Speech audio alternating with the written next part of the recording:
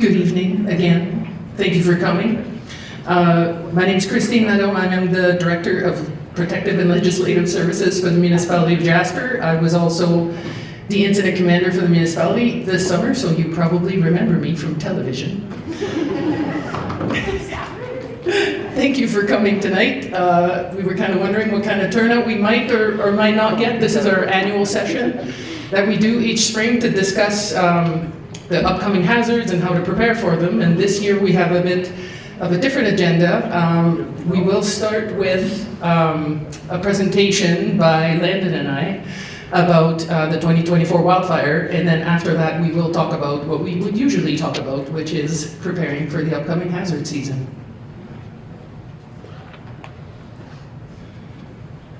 So this is my introduction, and then we have Landon Shepherd from Parks Canada who's here, as well as myself, like I said, for the 2024 Jasper Wildfire. And then we also have Christine Brown from Parks Canada, who will talk to us about wildfire risk reduction, the work that's been taking place this year on the bench.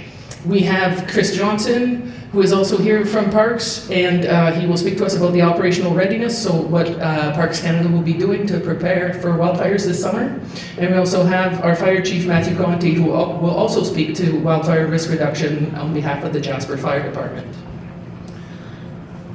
We also have our partners at Red Cross are at the back. We have Asha and Dawn are here to speak with you, direct you to some supports.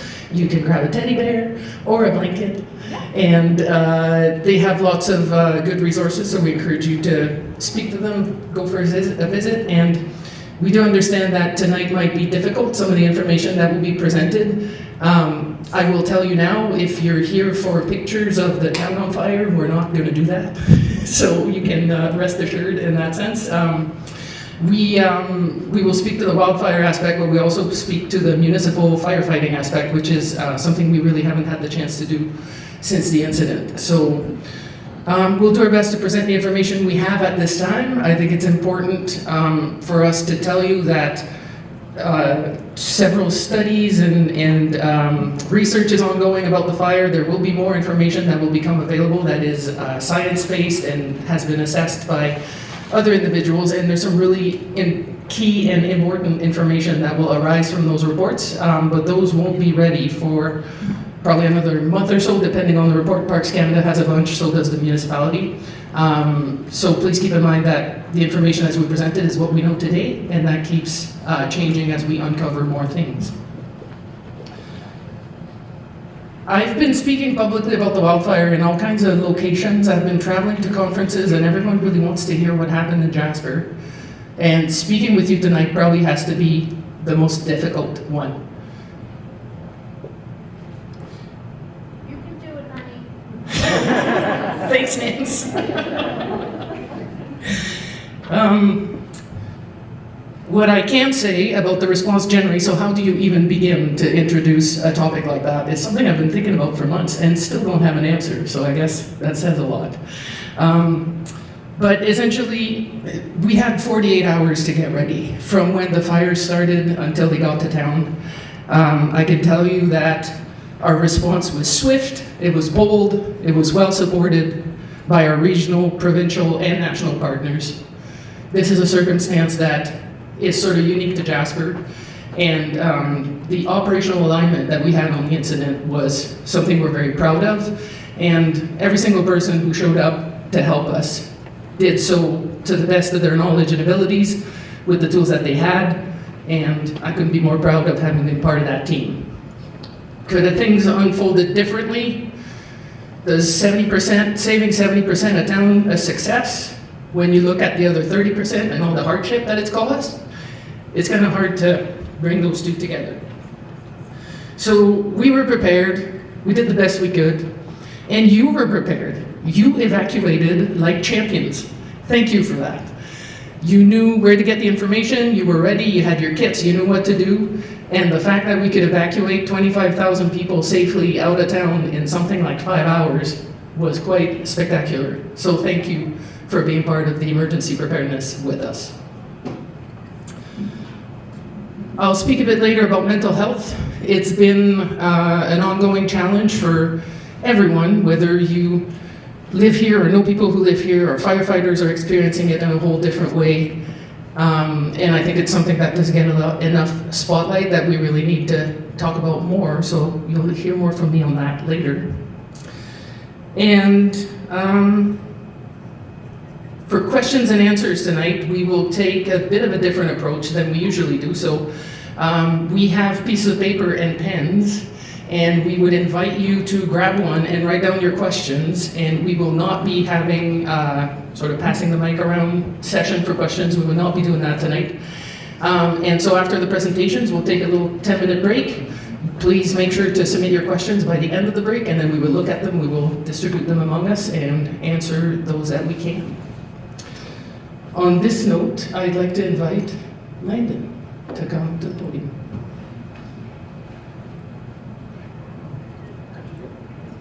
You can just click it. Just click. Thanks, Christine. And thanks everybody for coming. Christine alluded to it. We are in an election period, and that means that we can introduce a lot of new information that hasn't been made available. So the website does have a lot of question and answer. There's a lot of timeline information that's been posted. And like Christine promised, we're definitely going to be following up with some reports that were commissioned during the event and following the event that were put together by the Canadian Forest Service and FB Innovations, looking at what happened, so that yeah, we're going to have the most fulsome information available that we can provide, and we look forward to being able to share and present that. First off, I wish this was novel and new. Anyone who attended the public forum and heard Dave speak, Dave is a much better public presenter than I am, so this will not be as good as a Dave argument presentation, but bear with me, and I'm going to do my best to cover the same information, but do it in Landon style. So mountain pine beetle, it was something that everybody heard a lot about. It was something that everybody from town is very aware of. From 2013 to 2019, we had a massive outbreak in the park in all of our lower elevation pine forests in the main valleys throughout the park. And that red phase of the mountain pine beetle that you all recall very well, when the trees first died, so for the first 4 years when they're still holding on to all the needles, it's a super volatile phase for that fuel, and it resulted in a bunch of that work that you recall from 2018-19, when the bench was closed and a lot of those logging projects went on. And this is a little more representative. It's still a little bit earlier than what the forest currently looks like, where there's beetle as it moves into the gray phase. So a lot of people who don't follow fire behavior and fire science immediately think like, well, this would be the kind of trees you'd look for if you were like cutting firewood for a fireplace. And they think, yeah, that's obviously the smoking gun. That's why there was a bad fire in Jasper. It's not that simple. So dead trees in the forest, it does pose a risk, and it does pose a hazard. It means that it doesn't have to be that dry, and these fuels will still burn, because it's really tough to wet a standing dead tree. What happened in July of 2024 was different. We had record dry conditions, and it made all of the fuel available. So not just the 40% of the lower valley bottom forest that was affected pine, but all of the forest was available. We haven't had those dry conditions Since the weather station that currently sits out near the 6th Bridge was set up in 1962, it has never been that dry. We had one other tying year in 2014 where fortunately we didn't get lightning, but yeah, record dry conditions. And that was what resulted in the extreme fire behavior that we saw on those 48 hours before we finally got some rain relief. So yes, it's a factor, but it wasn't the deciding factor for the Jasper fire last summer. What is a big factor is that things have been getting harder, and we saw that. Everybody who's from Jasper, who's been here for the last 25 years, knows that you don't go over 40 degrees at this latitude. You don't have warm, fun swimming in the Athabasca River or the Moline Lake like we did in 2021 during the heat dome. And we hit 38 degrees, which is also a ridiculous number just before the wildfire. So some pretty significant numbers that came up, but really it was about not getting precip and being pretty hot and being pretty windy all through July, but it was mainly about not getting any precipitation through July. So what was going on? Well, on July 10th, we went into extreme. And the way our fire danger rating system works is that we look at the percentiles for the last 20 years in this place, because things have been getting hotter and drier, and we try to account for that. And in the last 20 years, we would see the conditions that we were in starting on July 10th, about 4 days a year. So it started on the 10th, and the fire started on the 22nd. So we were 12 days in for something that should only happen about 4 days total a year, and we were on a run of 12 days. So yeah, this didn't catch us flat-footed. We were thinking about fire. Fortunately, we're having lots of conversations about fire, and we've been having them ever since 2023 especially, because the whole country kind of woke up to the potential of fire in 2023. July 12th, we had the park-wide fire ban. On the 16th, Parks Canada sent one of our incident management teams to help out Alberta. They did not have an incident management team to manage their highest priority wildfire complex in the province of Alberta. And so we went and helped them out, like we've helped out BC, like we help out Northwest Territories, like we help out anyone who needs it, and like we get helped out when we need help. It was something that wasn't necessarily that clear during the fire incident. It was implied that we were not working well with Alberta. We absolutely were working well and closely with Alberta Wildfire. And that area, anyone who's thinking like, why were we helping them? We needed help. At the time, 7,500 permanent residents were out of their homes in 2023. They'd been out for like 3 months. There was a lot of mental health impacts. There was a lot of deaths by suicide that many people feel were related to those impacts from 2023. It was really important. I'm really proud of Parks Canada for helping out Alberta when they needed it, and in a place that wasn't getting the attention that we certainly did. July 18th, we got some lightning. It was hitting up high near tree line. So the Needle Peak wildfire and a fire near Utopia started. We got on those quickly, and you can see they're up in these isolated locations near tree line. It allowed us to be more successful, but even there, it's pretty extreme conditions. So a lot more work than it would take if we were in the more regular, wetter conditions. But we were having some good success. On the 20th, we got another wildfire. We just happened to have helicopters returning from work that they were doing on Utopia. They were in the air with their buckets on, and they were able to be rapidly deployed up to Moline, and they killed that fire really quickly. And this is all happening, I'm not sure how many people were aware, but there was fires all around us. There was evacuation alerts in 𝐉𝐚𝐬𝐻𝐿𝐷, McBride, 𝐷𝐠𝑚. Some of you who have residences over in the Robson Valley would be aware of what was going on there, but there was a lot of fires on the BC side of the boundary. There was fires in the Blaeberry, there was fires in Yoho National Park, there were fires that were happening on the east side of our boundary. We had a lot of fire in the area and fires that have been going on from 2023.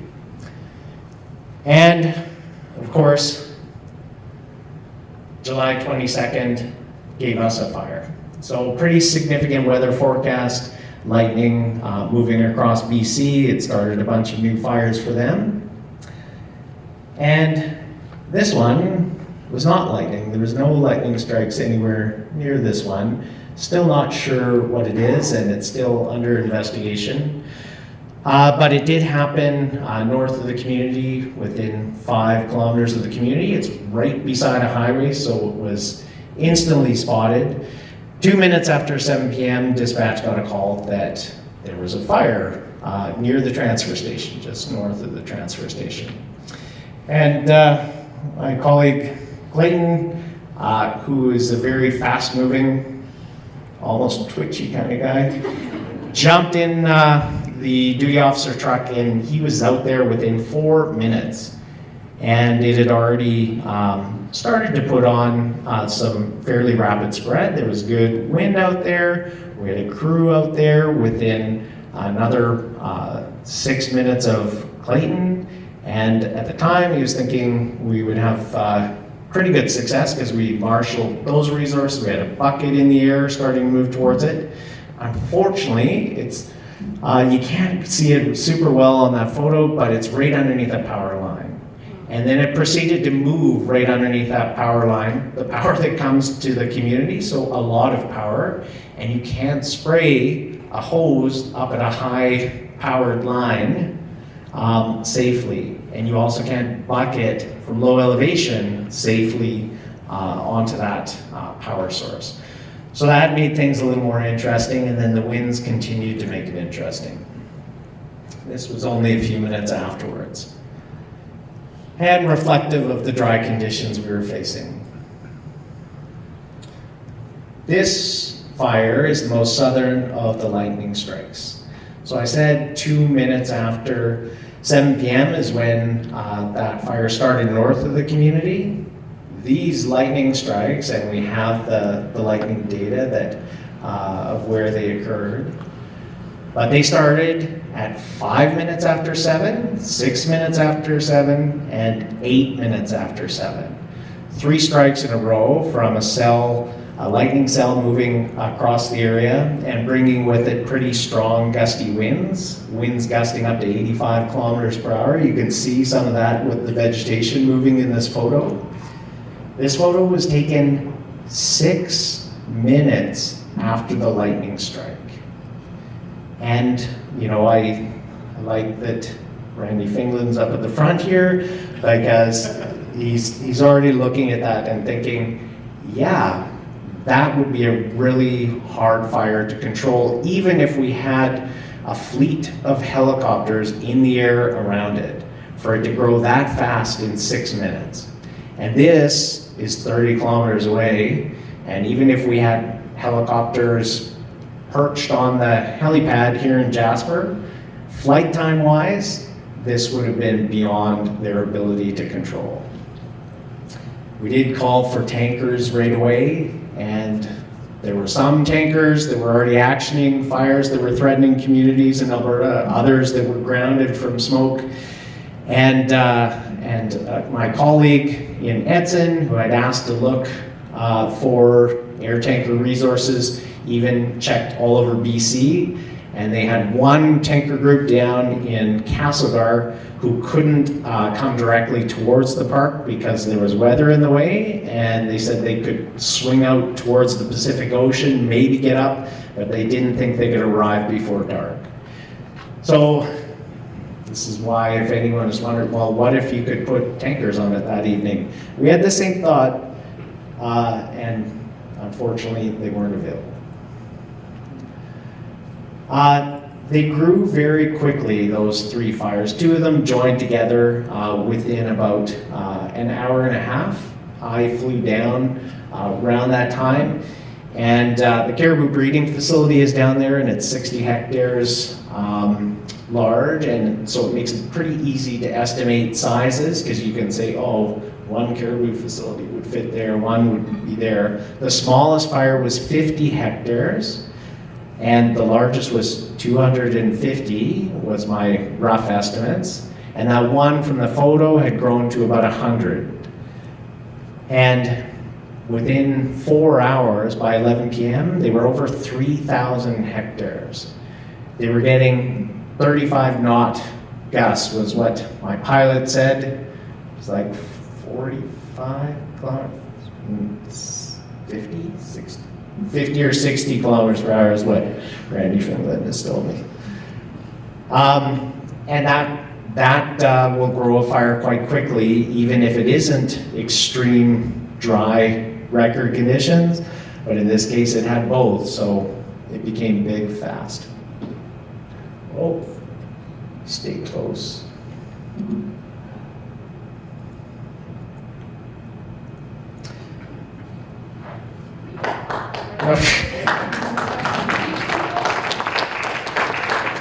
Thanks, Sue. Yeah, a lot of people came to our aid. This isn't what's going on? Luke, what's happening? This is technically... Stop talking. I'm going to stop talking now.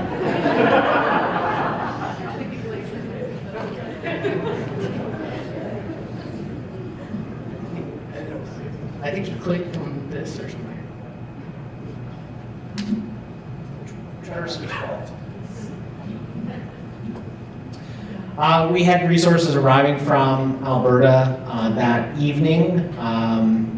At 9 p.m., we had already made the decision for evacuation alert, and you go into this more, so I don't need to.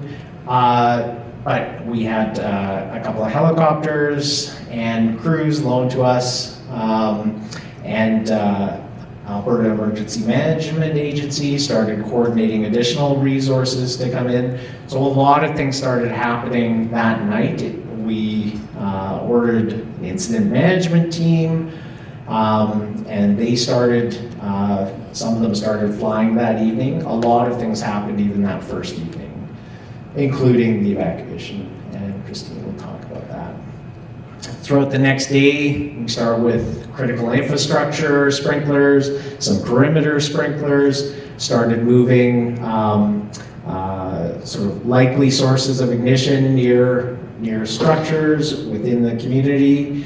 We assembled more resources, fire and flood with the high volume system, set up a huge 12-inch trunk line, sprinkler line to the south of the community.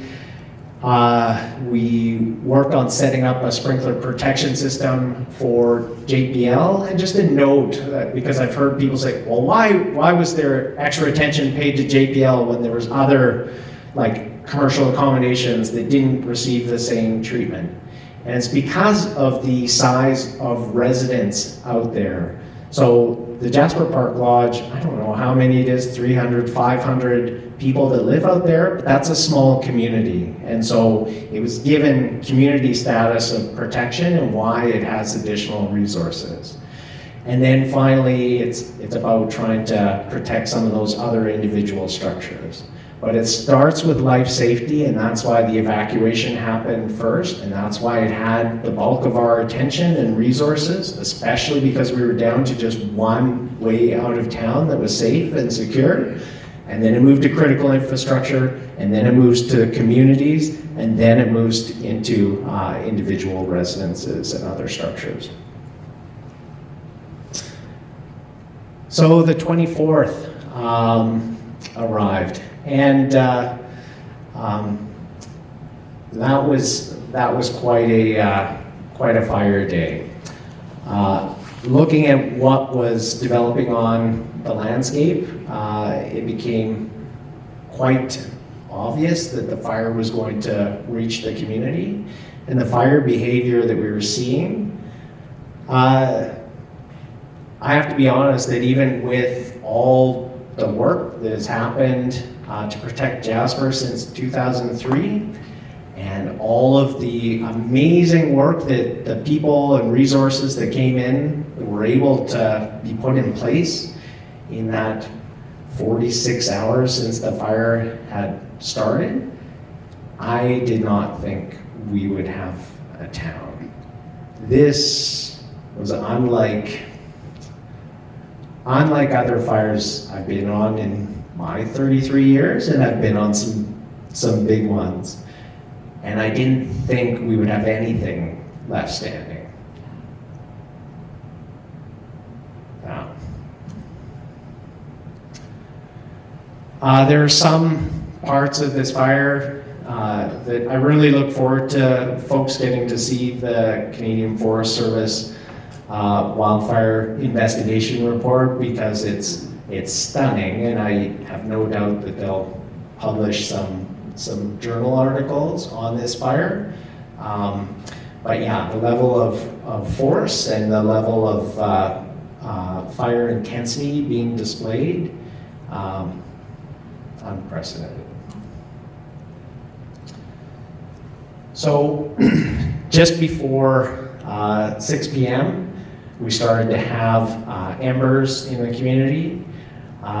Again, reports will sort of talk about the source of that, but there was a column, a small column on Whistler Mountain on the north side of Whistler, that when that started to run out of fuel by tree line and it started to feel some of the wind effects from the Western Valley, collapsed, and the edge of it dropped on town, and the bulk of it dropped south of town.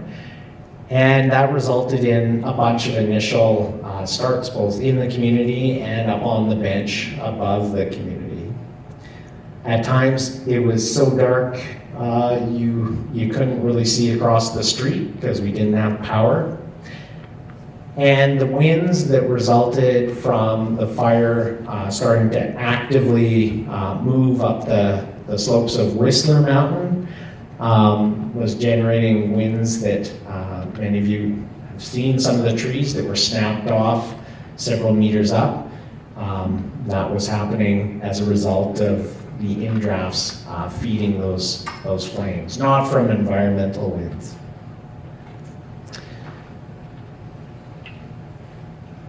Wastewater treatment plant. I feel like Richard Ireland's groaning, like, oh, is he going to tell them about the wastewater treatment plant again? Yes, because it serves as a great illustration of why we focus on critical infrastructure protection, and people are like, what the heck is he talking about with critical infrastructure? It's a great case in point. It's something that came out of the investigations around the Fort McMurray wildfire in 2016, is that a community can't have construction workers rebuilding and restoring it, and anybody living there, if you're not dealing with the sewage and gray water.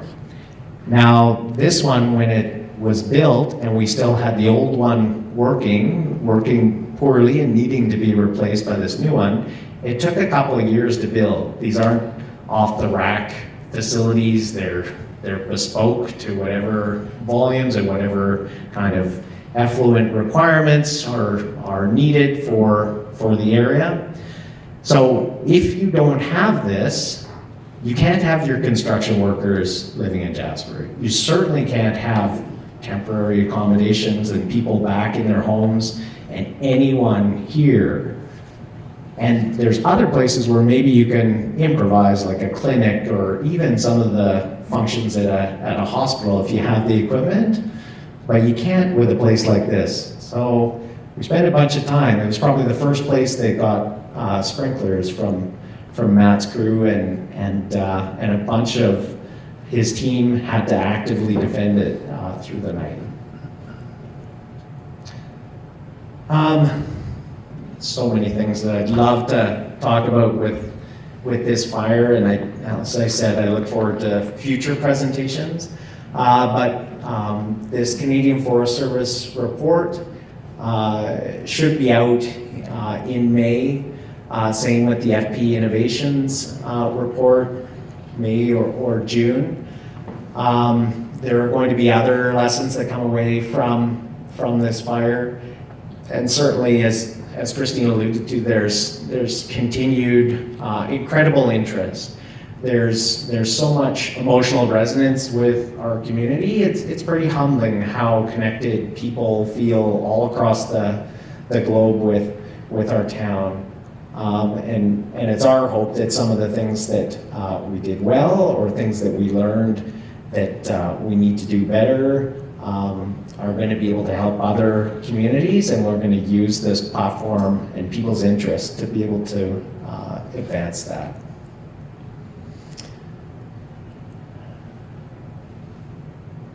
I just wanted to sort of end with kind of a sense of why this was such a dramatic change. So this fire coming from the south, from here to here, it's 8 kilometers wide. So when our ignition specialist went out to split this wall-to-wall line of fire that was approaching the community, and did successfully do so into 2 different splits, so that it wouldn't come and directly overrun the community. It was no small thing. Like on a map, it looks like a small thing, but 8 kilometers is massive. And you can see a very dramatic shift from going northwest to all of a sudden northeast, like a full hockey stick change. And yeah, there is some wind coming from this direction, but there was still wind coming from this direction at almost an equal speed. So just even the shape alone should tell you, yeah, how amazing this was. And I just want to end with, 'cause it's been hard on a lot of the firefighters, especially the firefighters in the community of Jasper, because they're used to going out to calls and being able to win. Because if a structure is on fire, then they can go and deal with that structure. It's very different when dozens and dozens of structures start up all at once, and then the smoke from those starts to obscure any chance of seeing what else might be happening. And even with the resources to deal with dozens and dozens, which we had, all of a sudden there's new starts coming from the spots from those places. This fire and what it kicked off and what it asked of our brigade especially was not a fair fight. And I keep hearing people who want to emphasize the 30% loss, and I am devastated about that loss. It's not right, it's not fair. I think every day about ways that I could have replayed this, what was a winning solution, and I still haven't come up with anything I can convince myself would have like had a likely chance of changing the outcome for the better. But I do know that it was miraculous that we saved all of the critical infrastructure so people could come back, even if they're gonna have to start out in some uncomfortable temporary housing for a little while. And it was miraculous that 70% of the houses are still standing.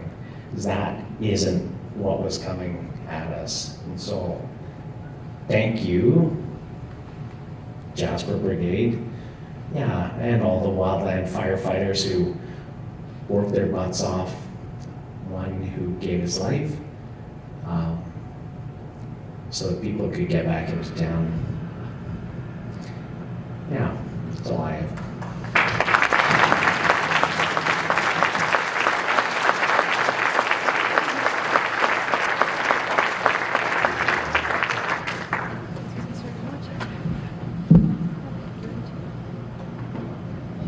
Thank you, Landon.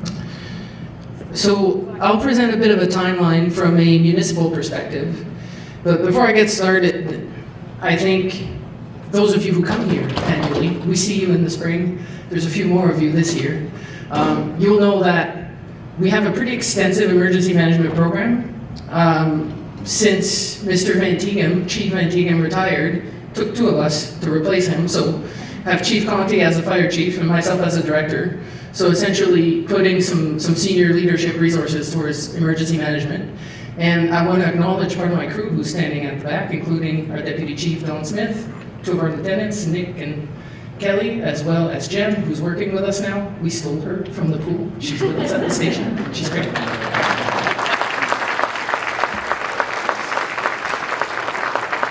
And all this work we've been doing, Landon and I, for over a decade together.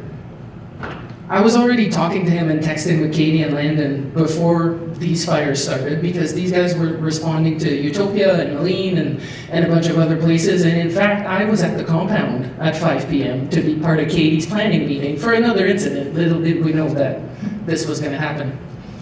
So we were connected, we worked together right from the start. We don't get into arguments. We get into arguments about when Unified Command started, because it was immediate. Technically, there's a difference between the evacuation and the wildfire itself, and Landon will correct me on that every time.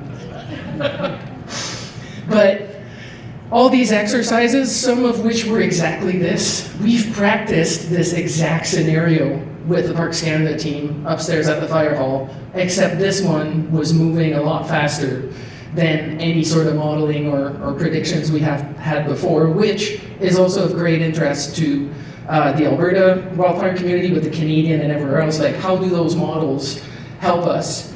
And how do they behave with different types of fuels? We weren't expecting it to come in less than 48 hours, but it sure did. And so it all started, like Landon said, around 7 p.m., first ignition. North Fire, the fire department responded to that one. It was so close to the road, but also some concerns with the power line. So again, great coordination, and the parks team called the muni team right away. I got notified the mayor and the CAO. This all happened within 10 or 15 minutes. And then when we figured out what was happening down south, and Landon, you were about to get in the helicopter, I think, to go check it out, and I had Landon on the phone, and I said, so we're going to evac alert, right?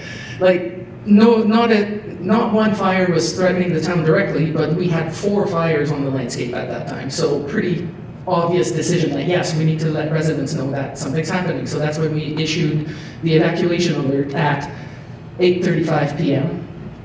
Then it went down, like he explained. He had a look at the fires, came back to the compound. At that point, we're all standing outside of stores because there's no power, and everyone's outside with their plans and trying to figure out what we're doing next. And it became very obvious very quickly that we had to pull the trigger on the evac order. It was going on 9 p.m. at that time when we made that decision together, probably, approximately, in those times there. And then we knew we had to let you know so you could get out that night. We couldn't wait till 2 or 3 in the morning to ask you to leave. And the way the fire was behaving, we didn't want to wait till morning either. And unfortunately, we ended up with that worst case scenario where the only road out was west, which we would keep you in Alberta, generally speaking, for resources and getting supports from the province, which is the framework that the municipality works under. And so we got council together, or 2 councillors together specifically. They were trained, they knew what their role was, they took us seriously. There's examples in other communities where emergency management staff goes to council, asks for a state local emergency, and they say no. And then it turns into that 4 a.m. evacuation that no one wants. So our council was ready, and they did what was expected of them. And then we issued the evacuation order at 10 p.m. That same night, July 22nd, our firefighters, the Jasper Fire Department, was out setting up sprinklers on critical infrastructure until 3 a.m. A bunch of us were at the station. We did a P-post. A P-post is your priorities, problems, objectives, strategies, tactics. So when we get together and we do this, there is a plan, there is a structure. It's called Incident Command System. And at 11 p.m. that night, we did a P-post, which I completely forgot about that until we reviewed our notes. And to give you an idea, we did our P-post. We put together a basic public messaging, so keeping people informed. So priorities are always life safety first, like Landon said, incident stabilization, protection of infrastructure, and the environment comes next. And our problems included gridlock, fueling, vulnerable persons, power outage, access for supplies and essential services, confirming properties are clear/evacuated, incident personnel safety. So at that time, we were already getting organized and getting the paperwork going and the planning and the meetings and the things that we need to do to support the incident. And I don't think we could have done that if we were not in unified command. We've always known that amongst Jasperites, this was what we were going to have to do. The people that are here now are the ones that need to lead this, and we did. We also asked for resources right away. First contact with our regional team for the municipality, so that's our Alberta partners, went out that night asking for extra resources to come help us in our incident management team. Chief was on the phone with our mutual aid partners, so that's Hinton, Edson, Yellowhead County, Grant Cache. I was in disbelief at how many first responders were at the station on Tuesday morning. When you guys all left, these guys all came, and fast and with equipment. So structural protection continued. We had Alberta Wildfire firefighters on site as well. That picture that you clapped for earlier, that's ops briefing at the fire hall on Tuesday the 23rd. Someone from a national emergency management organization told me that the best thing we did is we asked for help. We didn't hoard that power and think that we got this, we can do this ourselves. We did ask for the help, and we took all the help that came to us. And that included municipal, provincial, and national teams. Those of you who are familiar with the Parks Canada organization, Dean McDonald lives in Ottawa. He was in Jasper, I don't know how fast, but record times. You wouldn't believe how fast you can come across the country to come and help a community that needs it. So throughout the day on the 23rd, we continued the evacuation, including the backcountry of Jasper National Park. So our evacuation plan has these great strategies of we're going to evacuate in stages. Start with the backcountry and front country, then the town. Well, when you have a fire like that, start just south of the community. It's kind of everyone all at once, but then these people in the backcountry had to go get helped. Maintain access control on the highways, stabilize power to water, radio, and power infrastructure. So we needed that stuff to make sure our firefighters could keep doing their jobs, but also there was no power to one of the repeaters, so the radios were compromised, which affects responder safety, so we had to deal with that. Ordering resources, another prevalent activity.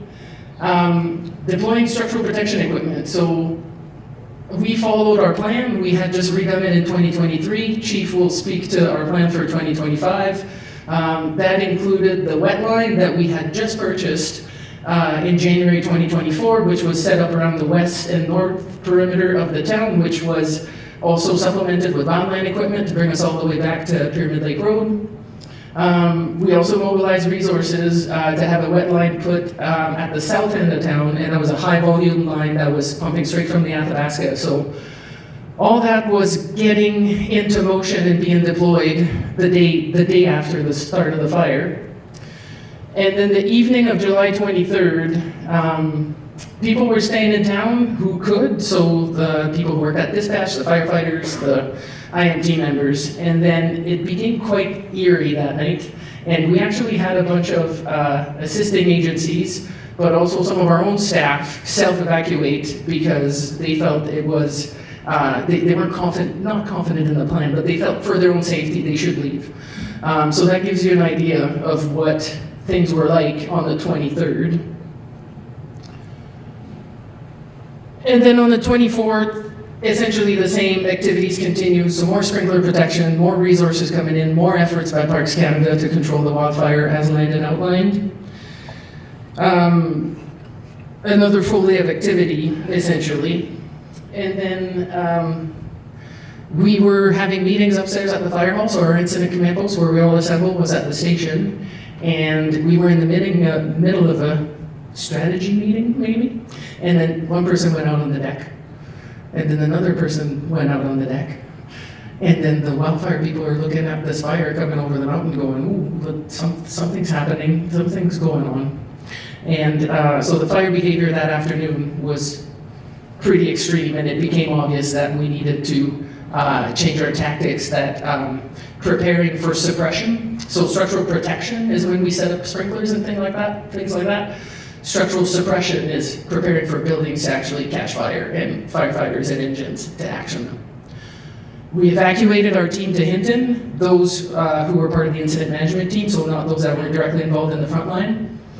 We kept a lot of wildland firefighters who are vastly responsible for moving all your stuff from your decks and your yards and onto the street. They did that. So lots of Alberta wildfire firefighters and Parks Canada firefighters joining the municipal effort to protect the town. And that's where I think unified command, we were both agencies making decisions together, approving priorities, approving plans, approving the distribution of resources. That's one of the things that we have a lot of questions and interest on, is how we manage to pull off unified command. In other incidents, there's generally a push and pull between different agencies, different priorities, different economic interests. But here we managed to keep it all together and have one big team address everything that needed to be addressed in the town site. So like Landon said, the column on Whistler Mountain collapsed around 1740, so 5:40 p.m. Shortly before that, red skies, windy at the incident command post, so at the fire hall. 5:40, the column collapsed. 5:48, embers falling at the fire hall. Around 6 p.m., first structural fires reported. So it hit the south end of town first.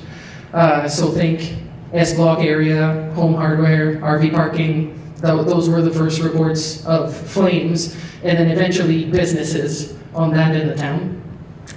And not too long after that, things started becoming active in Cabin Creek. So Cabin Creek West was one of the places where it started.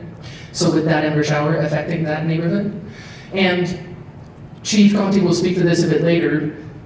Properties that were not fire smart, properties that had combustible materials around them, on them, ignited instantly.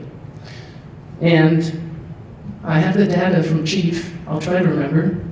The national standard for fire protection for one house on fire is 2 engines, 1 aerial, 1 officer, and 16 firefighters, 17 firefighters. That's what we need for 1 house on fire. So, as you can imagine, when things started going, a lot of the properties we lost, a lot of the structures we lost were due to conflagration. So, the ember shower comes, it ignites, it finds something that's combustible in your yard, on your roof, somewhere else, structure ignites, and then once it's on fire, even if the house next door is really, really fire smart, there's so much heat and debris and things happening with that one structure that's on fire that it ignites the next house, and the next house, and the next house. So, with the number of properties that ignited right away from the ember shower in Cabin Creek, things quickly escalated. And so, like I said, around 6 p.m. Is when we saw the first structures on fire. At 7:20 p.m., that's an input directly from Chief to me, full conflagration in Cabin Creek.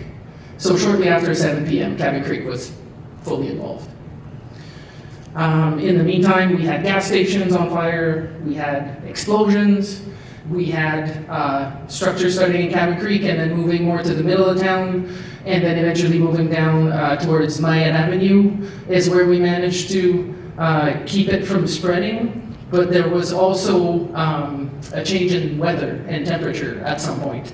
The winds were crazy. It was really hot. There was flames everywhere. A lot of the pictures we got from the first responders, who we've collected them to help put that timeline together, historical buildings, churches on fire, these are the things that our firefighters witnessed that night.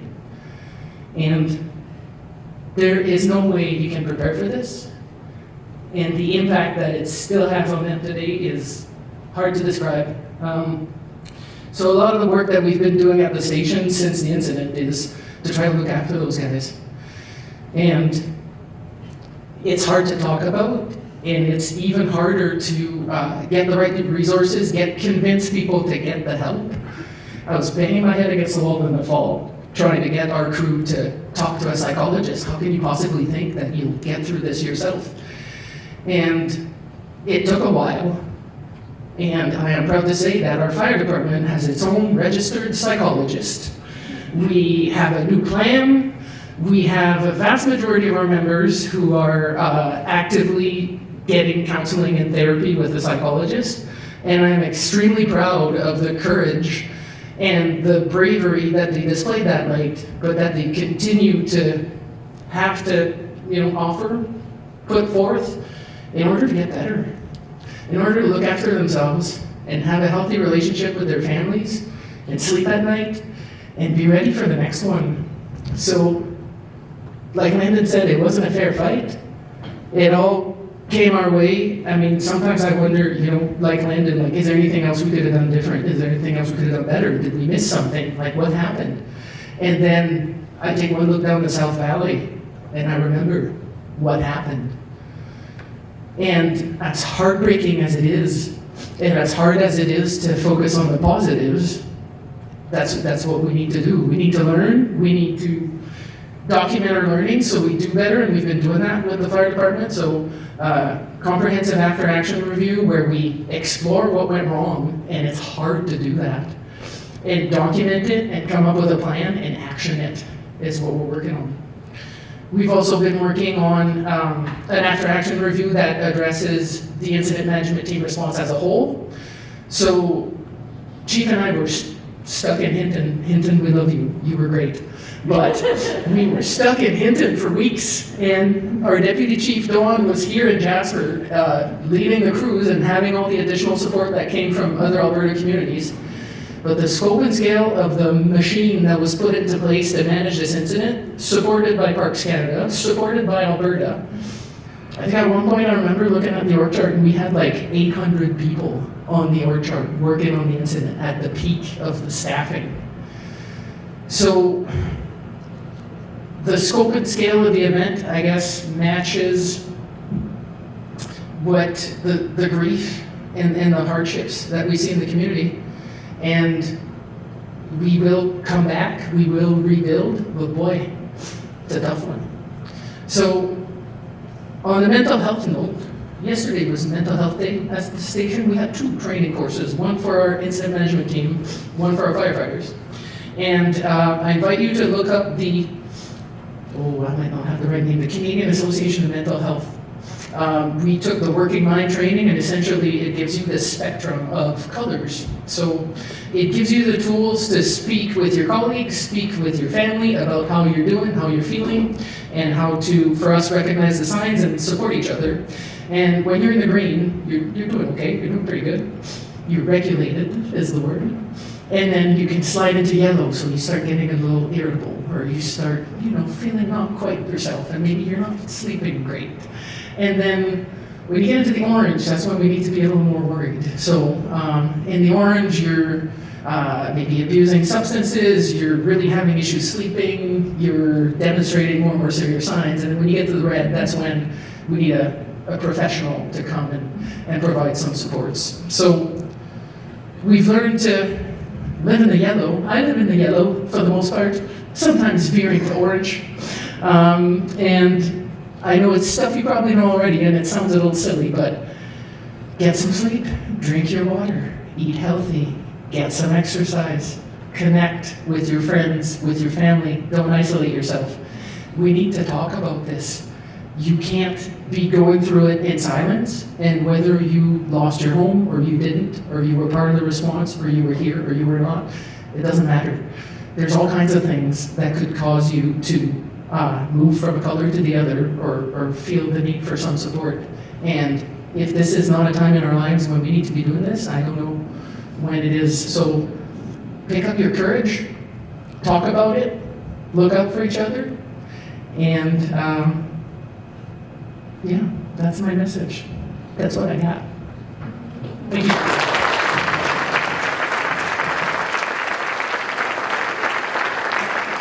I forgot to advance the slides. There's a few more things, but yeah, some of our challenges. Ooh, sorry, that was good.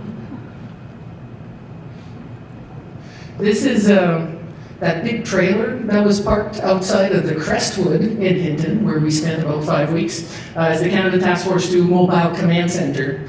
And this is a picture of Parks Canada, Alberta Wildfire, Alberta Emergency Management, Canada Task Force 2, so just a demonstration of even the Army came to help. And that's a good one, can't miss that one. That was my slide for mental health, but I missed it.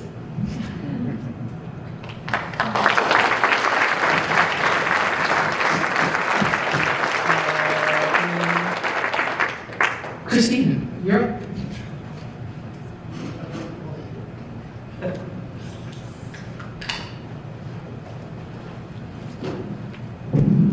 Thanks, Christine. Hi, everyone. For those of you that don't know me, my name is Christine Brown, and I am currently in the role of the Wildfire Risk Reduction Project Manager here in Jasper National Park. To the best of my knowledge, this presentation isn't usually included in this platform tonight, but we felt it was important to give some context and information regarding the previous ongoing and planned wildfire risk reduction activities for Jasper. My presentation is going to be more scripted and brief than the previous two, but believe me, this is better this way.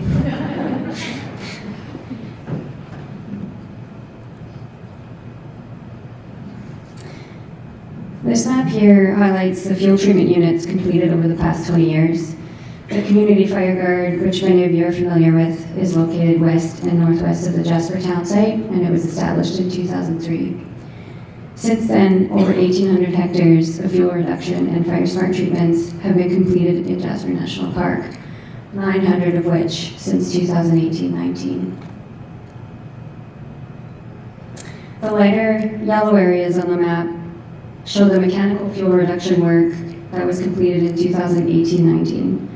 The brighter pink crosshatch areas you see there outline the treatments completed over this past winter.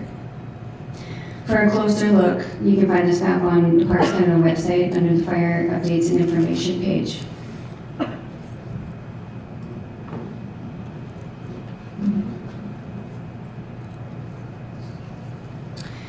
This image here provides a closer look at the fuel reduction treatments completed this past winter, which I'm sure everybody is curious about.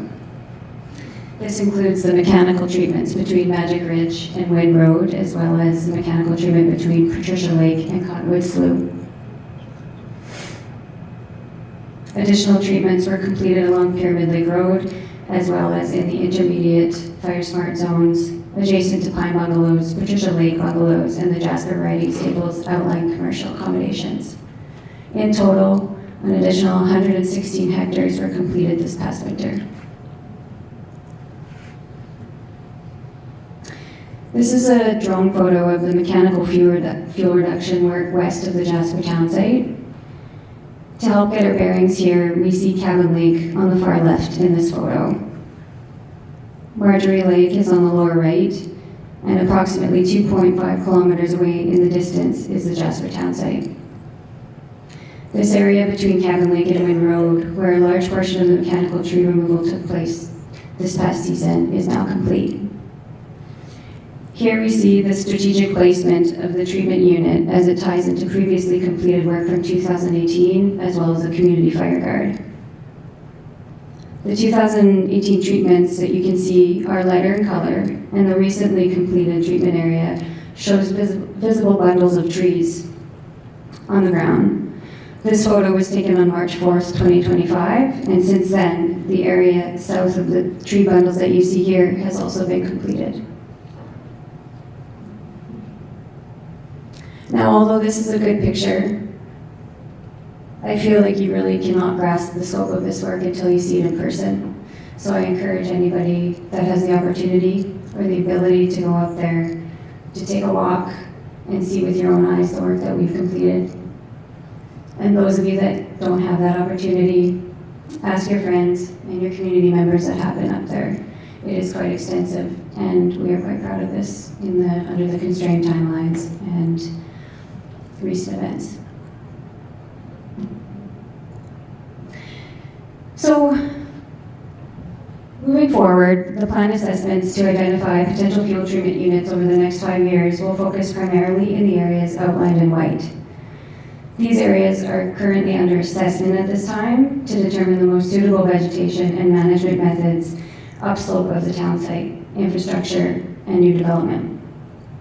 This approach aims to build on previously treated areas and natural landscape features such as lakes to maximize the effectiveness of wildfire reduction efforts, time, and resources.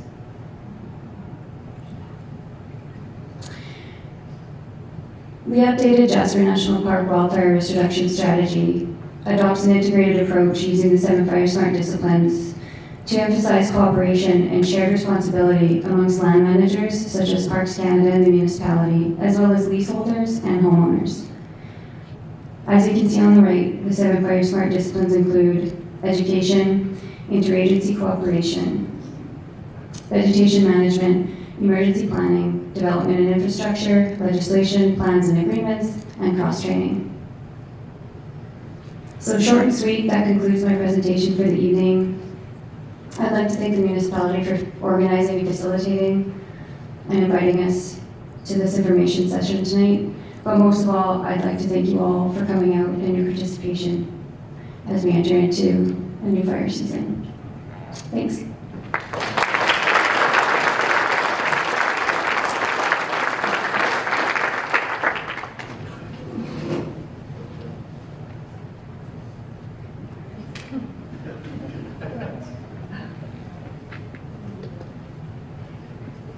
Good evening, everyone. Can people hear me in the back? Fantastic. Or Jack, can you hear me?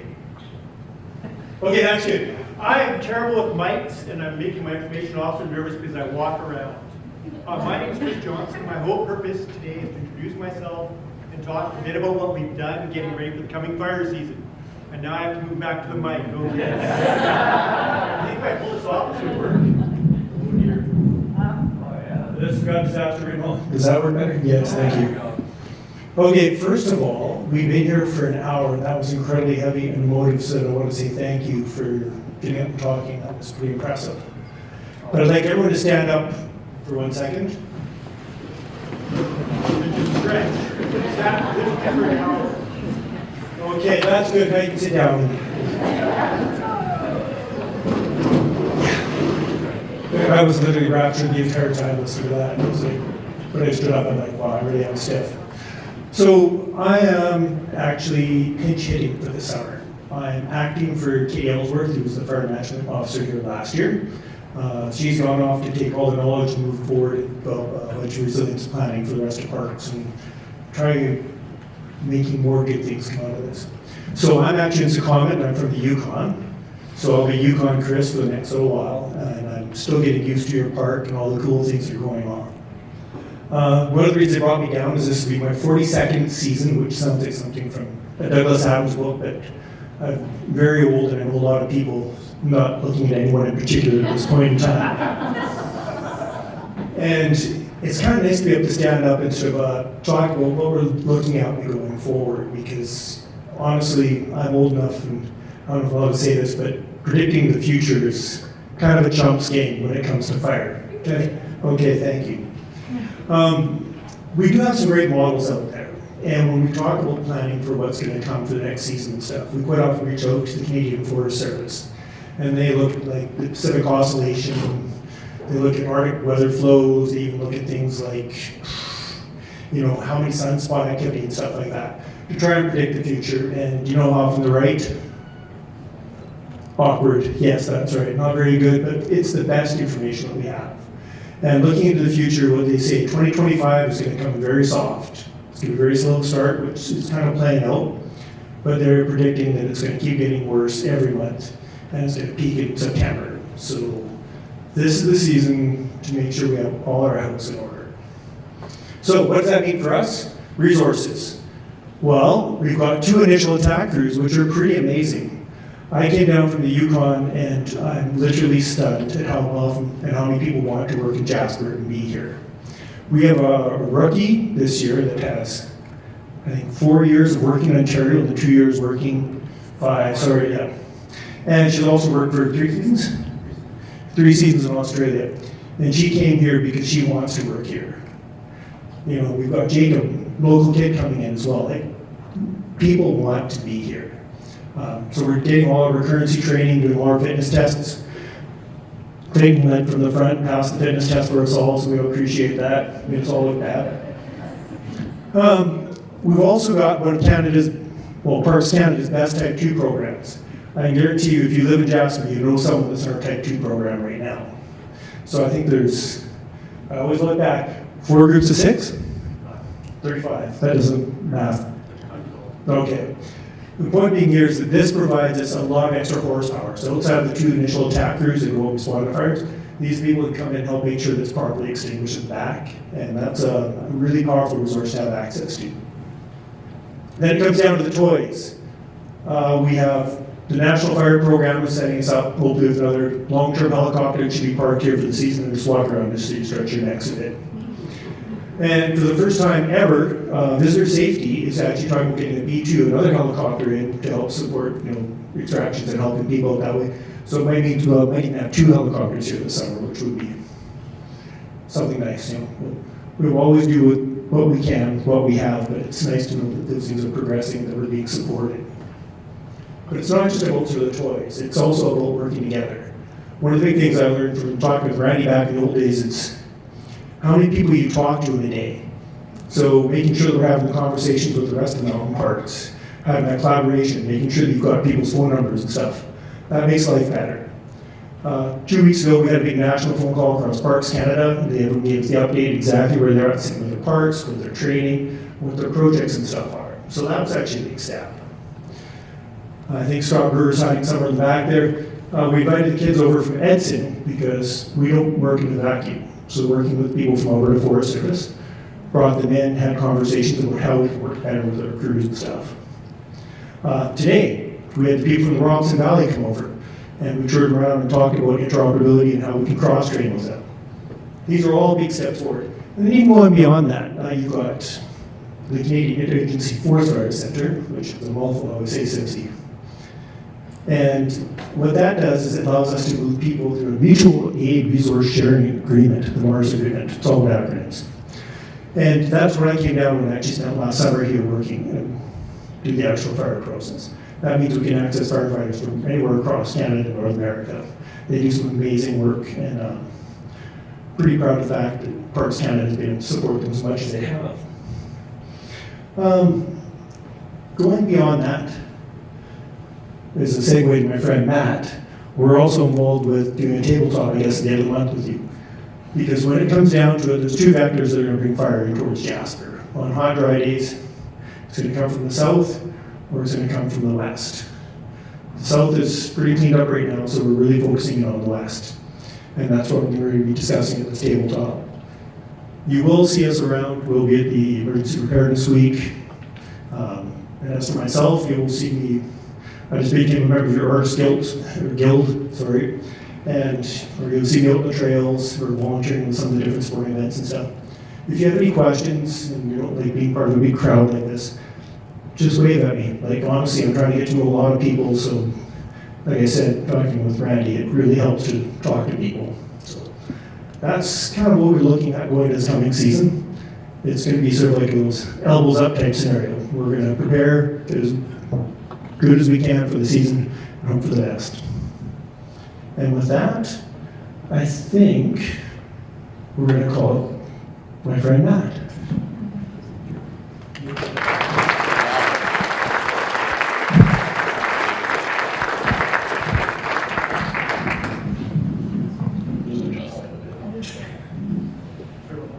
Hey, no problem. Thanks everybody for coming. My name is 𝐉𝐚𝐬𝐞𝐫. I am the Fire Chief and Director of Emergency Management for the municipality. And during the course of the Jasper Wildfire Complex, I acted as the Operations Section Chief for, I don't know, 5 weeks-ish or something like that.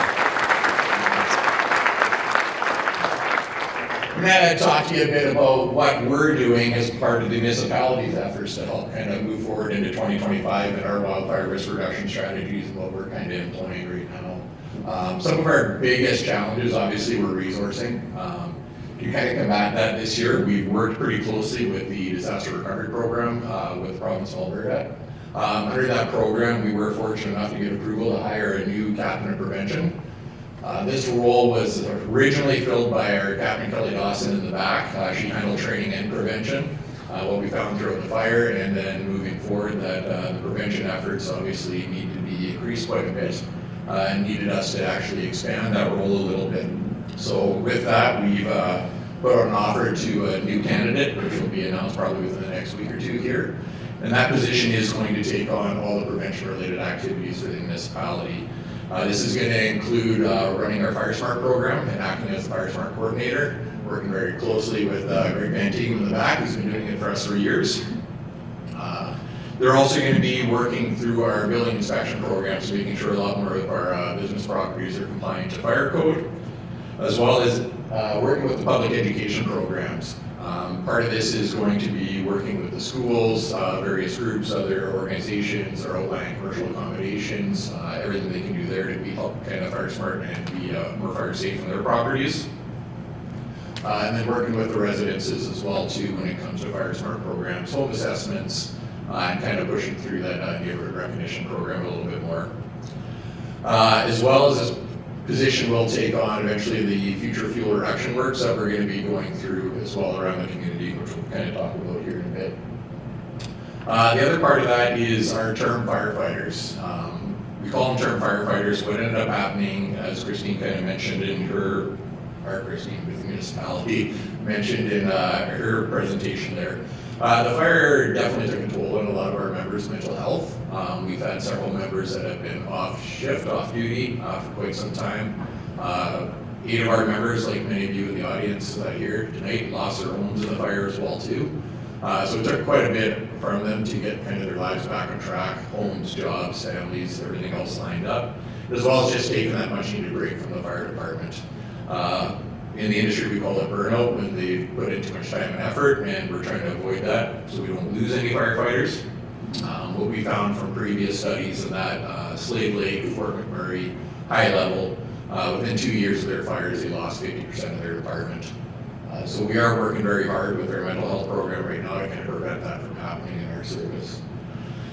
With that, the DRP funded 8 full-time firefighters for us. These crews run 2 crews of 4, and they're on 4 days on, 4 days off, and they are working 24/7. So we've kind of ramped up our efforts there. They took over kind of November 1st. Originally, their agreement was set to expire on April 28th. We've actually just re-extended that agreement, and they will be with us through the hazard season to the end of September now, working with us. These people, again, are going to actually assist this new captain prevention role and take on a lot of the wildfire risk reduction strategies as well, and helping with the FireSmart program and everything we can do with the residences and that to help kind of make our community a little bit more fire resilient. We've also trained them, as well as some other members in the FireSmart program, as neighborhood recognition specialists, which we'll kind of refer to in a bit here. Christine mentioned earlier our Tactical Wildfire Plan. This was developed by a consultant at the end of 2023. What our Tactical Wildfire Plan is it kind of lines out our priorities for our firefighting in the event of a wildland-urban interface. We bring in so many resources off the bat. This plan outlays our zones for tactical patrols, outlays all our critical infrastructure, our sprinkler protection, water sources, and all of that. That plan obviously got put into place in 2024. We utilized it. We found some things that worked very well, and we found some things that could probably use some improvement. So we're currently revamping that plan again right now.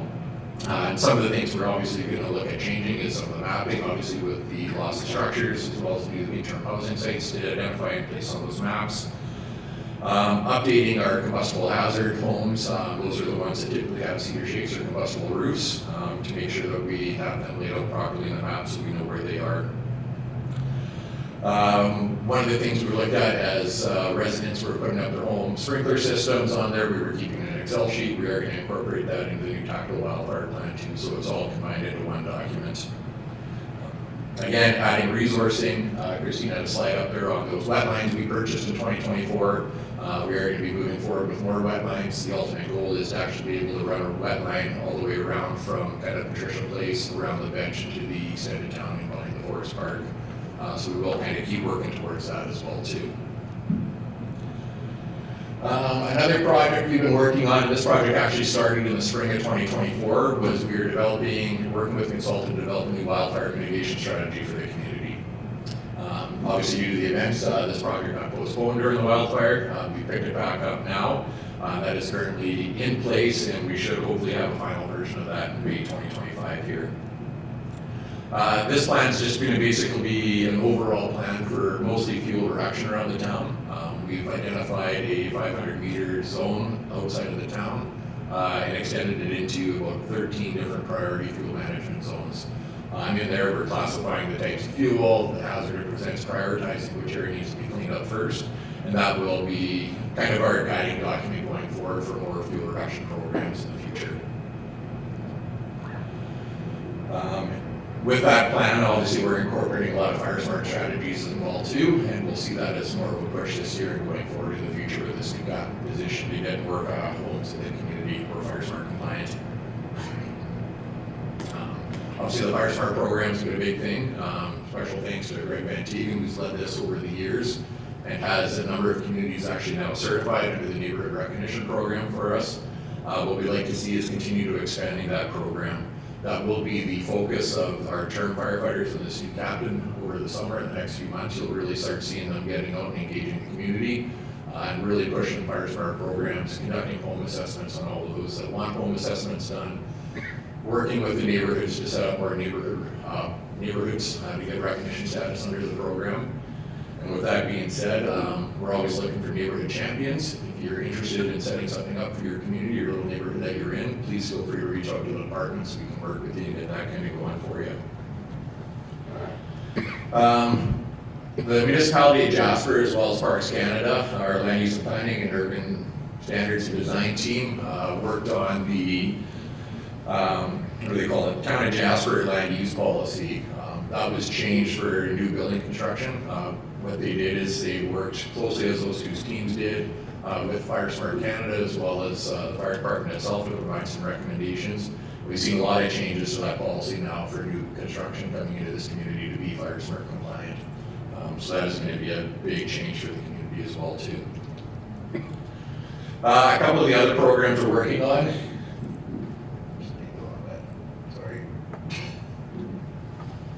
Is our residential sprinkler program.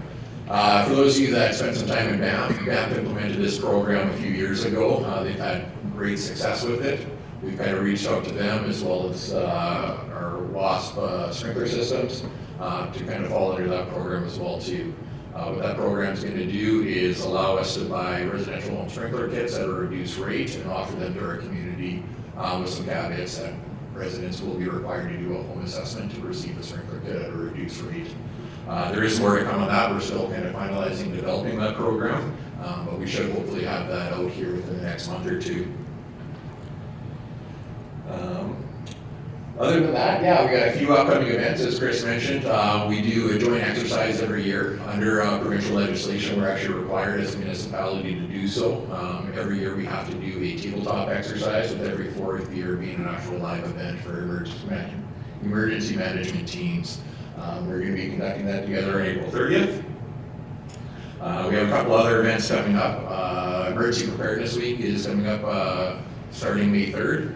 On May 7th, we will be holding an open house at the Emergency Services Building at 518 𝐠𝐠𝐠𝐠 Street. We're going to have ourselves there. Parks Canada will be there. We got some of our partner agencies coming in from Trans Mountain, NACO, Canadian Red Cross, the JRCC. There's a couple other ones as we're still kind of finalizing that. But please come by, speak to everybody. Feel free to learn a bit about emergency management, what we've been doing and what you can do to kind of better your home to be prepared for programs going forward here in the future. With that, Community Fire Smart Day has been slated for May 10th. We have that kind of set up and going right now. The messaging is out. For those of you that are looking for some paper yard waste bags, we brought in a ton of them here. They are available here at the Activity Centre. You can come pick up at any time. Just feel free to stop in at the offices or see Connie at the front desk and she'll be able to get them for you. Or on your way out, we brought some actually here to the booth here as well too. So you can bring some on your way out. We're hoping to really push a lot more residential cleanup here as well. That is it for me. That is what we've been working on.